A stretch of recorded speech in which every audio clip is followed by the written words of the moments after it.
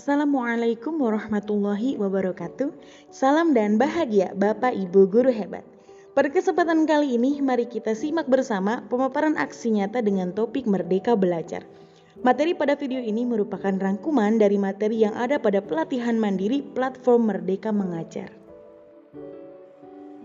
Adapun tujuan pelatihan mandiri topik Merdeka Belajar yaitu yang pertama, pemahaman gagasan dan prinsip pendidikan berdasarkan pemikiran Ki Hajar Dewantara. Yang kedua, pemahaman untuk memfasilitasi murid agar tumbuh sesuai dengan kodratnya.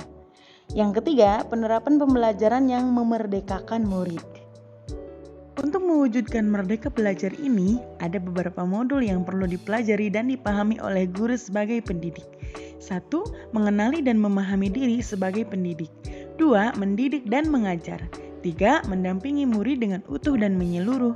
4. Mendidik dan melatih kecerdasan budi pekerti. 5. Pendidikan yang mengantarkan keselamatan dan kebahagiaan. Mari kita mengenali dan memahami diri sebagai pendidik. Sebagai pendidik, kita perlu memahami dan menghayati diri sebagai manusia yang merdeka untuk terus belajar. Sebagaimana konsep pendidikan yang mungkin tidak asing lagi kita dengar, yakni pendidikan sepanjang hayat. Kemudian, menyelaraskan peran guru yang relevan dengan konteks murid dan zaman. Karena semakin berkembangnya zaman, semakin beragam pula kebutuhan dan tuntutan hidupnya. Kemudian, guru juga dituntut untuk bertutur kata lembut, mendengarkan pendapat, memotivasi untuk gemar dan senang belajar. Selanjutnya, seorang guru harus mampu mendidik dan mengajar. Pengajaran merupakan bagian dari pendidikan. Pengajaran juga merupakan cara menyampaikan ilmu atau manfaat bagi hidup peserta didik secara lahir dan batin. Mendidik adalah menuntun segala kodrat yang ada pada peserta didik sehingga dapat mencapai keselamatan dan kebahagiaan setinggi-tingginya.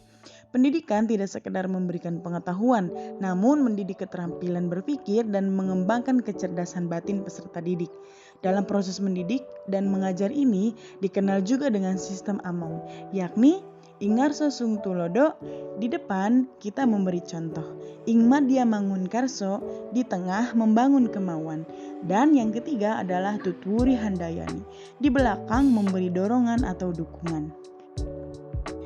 Ada beberapa hal yang tidak boleh dipraktikkan lagi dalam sistem pendidikan saat ini. Beberapa hal ini disebut juga dengan sistem pengajaran kolonial. Di antaranya, meminta murid untuk berdiri di depan kelas saat lalai mengerjakan tugas. Kemudian, murid duduk rapi menghadap ke depan dengan kelas yang hening. Selanjutnya, menyeragamkan pembuatan tugas, serta memukul murid karena tidak mengerjakan tugas.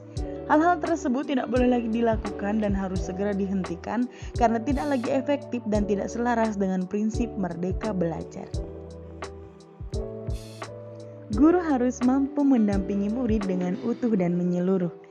Pendidikan bergerak dinamis menyesuaikan keadaan yang terus bergerak begitu cepat.